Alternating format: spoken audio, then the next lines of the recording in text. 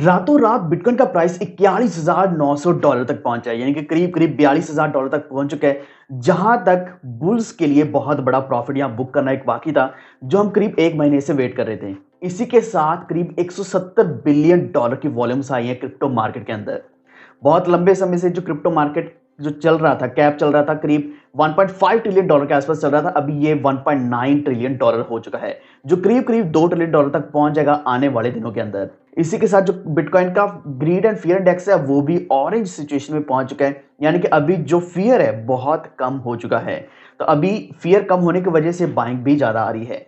लेकिन आने वाले दिनों के अंदर हमें क्या देखने को मिल सकता है, बिटकॉइन का प्राइस कहां तक जाएगा, तो हम यहाँ प्रॉफिट बुक कर सकते हैं या फिर से एक डंप हमें देखने को मिल सकता है $30,000 तक। ये सब कुछ हम डिस्कस करेंगे इस वीडियो में। तो वीडियो आपके लिए बहुत ही ज्यादा इंपॉर्टेंट होने वाला है, अभी से लाइक कर दो। लेकिन अगर हमारे चैनल पे पहली बार आए हैं तो अभी से वॉफ ट्रेड चैनल को सब्सक्राइब करके बेल आइकन दबा लीजिए, ताकि आप तक सारे नोटिफिकेशन सबसे पहले पहुंचे।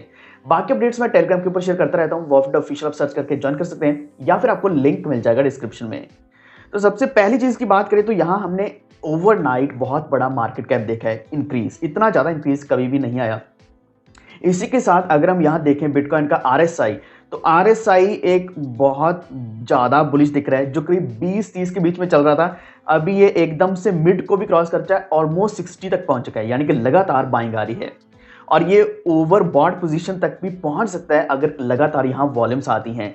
और ये वॉल्यूम्स कैसे आएंगी, क्यों यहाँ सभी कॉइन्स में बाइंग आएगी, इसके पीछे कई सारे रीजंस इन्वॉल्व हो सकते हैं। क्योंकि मार्केट अगर पॉजिटिव रहने वाली तभी ही बाइंग आएगी। आज के दिन हमने देखा कि शिबा इनू में वेल्स ने बहुत बड़ी बाइंग करी है। इसी के साथ यहाँ बिटकॉइन में, इथेरियम में बहुत ज्यादा बाइंग आई है, वॉल्यूम्स लगातार बढ़ रहे हैं। इसी के साथ एनएफटीज की बात करें, मेटावर्स कॉइन्स की बात करें, तो यहाँ गाला ने बहुत अच्छा प्राइस मूव हमें दिखाया है। टीवीएल बढ़ चुके हैं, जो हम लास्ट में डिस्कस करेंगे कुछ ना कुछ कॉइन्स। तो सबसे पहले हम चलते हैं मेजर फैक्ट्स के ऊपर। तो सबसे पहले फैक्ट की बात करें जो इंपैक्ट कर सकता है पूरी क्रिप्टो मार्केट को, ओवरऑल स्टॉक मार्केट्स को भी, वो है यूएसए का सीपीआई।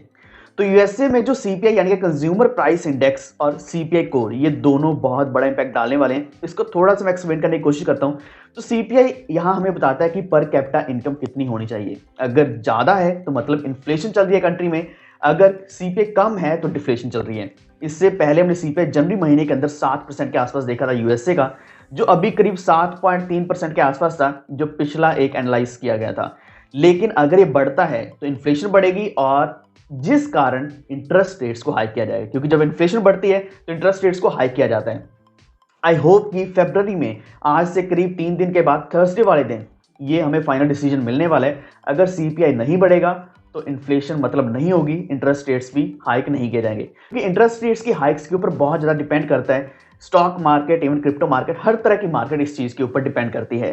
तो प्लमेट भी हो सकती है, लेकिन पंप भी हो सकती है अगर सीपीआई ज़्यादा नहीं बढ़ेगा। उम्मीद है कि 7%, क्योंकि जो एक्सपेक्टेड है 7% या फिर उससे नीचे होना चाहिए। अगर उतना रहेगा तो कोई भी प्रॉब्लम नहीं आने वाली। इसी के साथ अगर हम वेनेजुएला की बात करें तो वेनेजुएलन गवर्नमेंट ने इंट्रोड्यूस किया है एक नया लॉ, तो वो भी टैक्सेस लगाने जा रहे हैं, जो कि एक अच्छी बात है। यानी कि किसी न किसी तरीके से अप्रूव किया जा रहा है, लीगलाइज किया जा रहा है क्रिप्टो के ट्रांजैक्शंस को। तो जितने भी फॉरेन ट्रांजैक्शंस है, फॉरेन करेंसी ट्रांजैक्शंस और क्रिप्टो करेंसी ट्रांजैक्शंस, उनके ऊपर 20% का टैक्स लगाने की बात कर रहे हैं। हालांकि अगर हम बात करते हैं इंडिया की, तो इंडिया में करीब 30% टैक्स लगाने की बात करी जा रही है, जो कि बहुत ज्यादा है। हालांकि एक बात यह है कि ये सिर्फ प्रपोज किया गया है, इसको फाइनलाइज नहीं किया गया। इसके ऊपर जो जीएसटी की बात करी जा रही है, टीडीएस की बात करी जा रही है, सेस एंड सरचार्ज की बात करी जा रही है, वो सब कुछ अभी तक सिर्फ प्रपोज ही किया गया है। तो प्रपोजल ऐसा नहीं है कि आया है तो फाइनल हो जाएगा, लेकिन वेनेजुएलन गवर्नमेंट ने, उन्होंने अप्रूव किया इस नए टैक्स को, जो 20% तक रह सकता है। एक और बड़ी अपडेट है यूएसए की तरफ से। तो यूएस के जो लॉ मेकर्स हैं वो virtual currency tax fairness act लाने जा रहे हैं, जिससे क्या कि क्रिप्टो करेंसीज की ट्रांजैक्शंस को डिजिटल इकोनॉमी में लेजिटिमेट बनाने की कोशिश करी जा रही है। अगर इनको लीगलाइज किया जाता है तो क्या है कि यूएस खुद इसको लीगल करके टैक्स कलेक्ट करेगा या फिर रेगुलेट करेगा, सही ढंग से करेगा। क्योंकि इससे पहले जो बात करी जा रही थी जनवरी महीने के अंदर, वो ये था कि क्रिप्टो की ट्रांजैक्शंस के ऊपर ही बैन लगा रहे थे। तो अगर ऐसा बैन यूएसए में ही लग जाएगा तो बाकी कंट्रीज को क्या ही है। क्योंकि सबसे बड़ी कंट्रीज की बात करें जहां क्रिप्टो सबसे ज्यादा है, तो चाइना के बाद यूएसए और काजाकिस्तान, इस तरह की कंट्रीज हैं। यह अभी मेजर कंट्रीज में आता है। तो अभी पूरी उम्मीद है कि यूएसए एक अच्छा लॉ लेकर आएगा वर्चुअल करेंसीज को लेकर। तो यहाँ उन्होंने बताया कि अगर $200 या फिर उससे कम वाली जितनी भी ट्रांजैक्शंस रहने वाली है वो टैक्स एग्जम्प्टेड रहेंगी, उसके ऊपर कोई भी टैक्स नहीं रहने वाला। एंड ऐसा ही बिल्कुल सेम मैं एक्सपेक्ट कर रहा हूँ इंडियन गवर्नमेंट से भी कि कुछ ना कुछ लिमिट्स रहेंगी, उन लिमिट्स के ऊपर ही टैक्स लगेगा। तो इसी के साथ अभी हम आते हैं इंडियन गवर्नमेंट के ऊपर। हमने 3 गवर्नमेंट्स डिस्कस कर लिए हैं, वेनेजुएला, इसी के साथ अगर हम बात करें यूएसए की, अभी इंडियन गवर्नमेंट।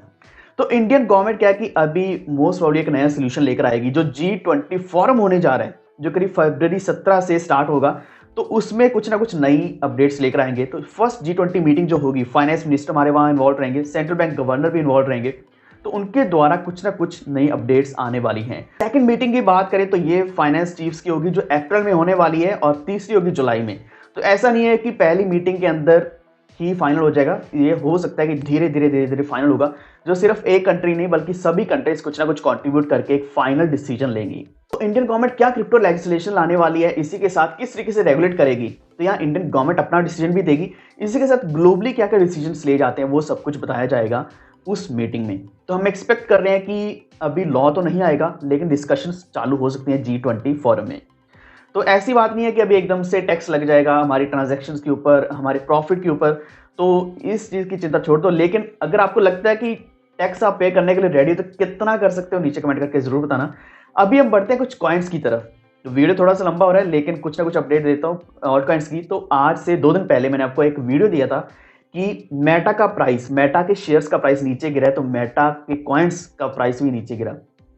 अभी एकदम से वही मैंने जो बोला था वही हो चुका है, वेव आ चुका है। मेटा के प्राइसेस बहुत ज्यादा ऊपर जा रहे हैं। आज के दिन गाला ने करीब 30-40% का प्रॉफिट दिया है। जो आपको बार बार डिप में बोल रहा था कि बाय कर लो, जितना ज्यादा हो सकता है बाय कर लो, और आज उसी कॉइन ने बहुत जबरदस्त प्रॉफिट दिया है। तो यहाँ बात सिर्फ गाला की नहीं हो रही। इसी के साथ अगर हम बात करें माना ने, सैंडबॉक्स, एक्स इन्फिनिटी, जितने भी अच्छे कॉइन्स हैं, इसी के साथ थीटा नेटवर्क, इंजन कॉइन, तो इन सभी कॉइन्स ने बहुत अच्छा प्रॉफिट दिया है। एक और लिस्ट में अभी डालूंगा हमारे टेलीग्राम के ऊपर, वॉल्फ ऑफिशियल सर्च करके ज्वाइन कर लेना अगर पहले नहीं ज्वाइन किया है तो वहां कुछ ना कुछ कॉइन्स बताऊंगा, क्योंकि कुछ कॉइन्स फंडामेंटली हमें एक अच्छा प्रॉफिट दे देते हैं। जैसे कि अगर हम अभी बात करें तो सलाना का प्राइस एकदम से ऊपर बढ़ा है, क्योंकि इसका जो टीवीएल है वो भी बढ़ रहा है। इसी के साथ जो एवलांच है उसका टीवीएल भी बढ़ रहा है। तो ये कुछ डिफाई प्रोजेक्ट्स अच्छी हैं, जिनके टीवीएल में जब भी इंक्रीज आता है, एक अच्छा पॉजिटिव मूव दिखता है, तो उसी के साथ प्राइस भी बहुत ज्यादा ऊपर बढ़ता है।